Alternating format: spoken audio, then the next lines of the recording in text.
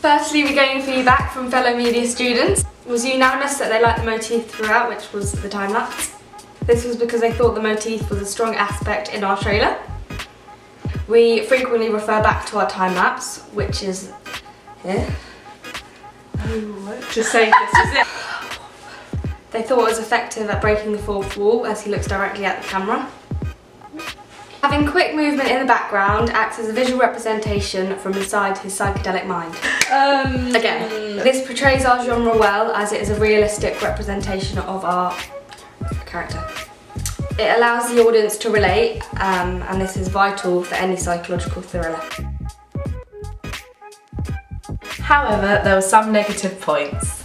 Some of the class thought the trailer was too linear and appeared more like a film opening. To improve this, they suggested we should use different shots from the film. We used this feedback to use a wider range of shots and to also shorten the duration.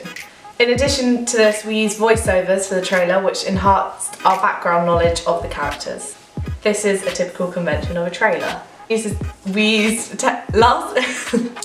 we used text on the screen to explain the plot of the film, and this helped to captivate our audience. The final negative point of our trailer was that the music was too boring and not at all captivating. This is because we used the same 2 tracks throughout the trailer and didn't use any alternative sound effects. Our teacher liked the variety of shots we used, as she said it was professional and good quality. Whilst using good skill, our teacher said the way we edited the colour of the screens looked professional and more authentic and suited our genre well. We gained positive feedback on our home videos as it allowed the audience to relate to our character and also to like him as well. Not only this, but the teacher liked the shots included on our storyboard, which we also included in our trailer. Particular shots on our storyboard included our motif, which our teacher really liked and said it was inventive, and it's also attracted our audience to come and watch the film. We also received negative feedback from our teacher, and the teacher thought our act was too theatrical, which didn't fit into the naturalistic feel of our genre or our trailer. Because our actor was theatre trained, this meant that the on-screen acting wasn't at a suitable subtle level for our trailer or the genre. To improve on this point, we contacted a non-acting media student who just looked ideal for the part. This is him. Because he had no acting training at all, he appeared a lot more mysterious and awkward on screen, which was really good. However, because of this, we basically had to refilm the whole trailer, which did sound like a bit of a mission, but it was the best thing we could have done because it turned out to be so much better. We also had negative feedback from our teacher concerning the music that we used on our trailer. This is the same as what was mentioned in the class feedback earlier on in the process, so this was definitely something that we had to address. She unfortunately pointed out that the music we had used was actually copyright, even though we tried hard to make sure it wasn't. And she instead suggested that we use a lot of sound effects, and you don't always have to have music in the trailer for it to sound good, so we did a lot of this. In the start of the trailer, the music is really folky and sweet, and it just shows a really nice, happy family sort of atmosphere. And then when it stops, the music starts to gradually build, and there's the ticking in the background, and it builds in intensity.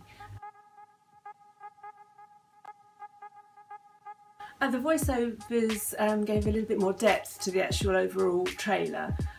It also gave you like a hint of what was to come, made you sort of want to know a bit more. It sort of just hinted at some of the storylines, so you wanted to watch more and to find out what was going on. I'd say definitely the end, where it just has that ticking right at the very end. Yeah.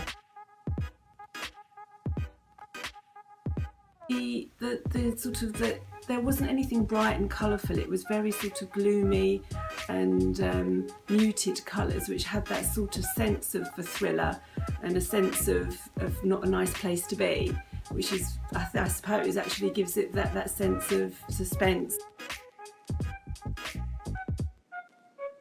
Got the impression that the main character was unstable and had obsessive tendencies. The trailer was very tense and gave me a chill, and I also think there could be a plot twist. I also thought that the fast pace throughout the trailer suited a psychological thriller. At the end, when the main character broke the fourth wall, it also gave a thriller effect as it was unusual and left the audience captivated. Yeah, I found Robbie's his acting in the first draft of the Between the Lines was quite dramatic. Didn't really fit with the genre.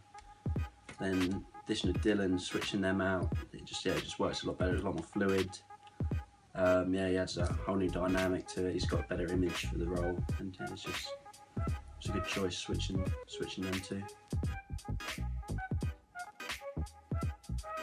I like the sort of time-lapse shot when he's walking out of the school near the beginning.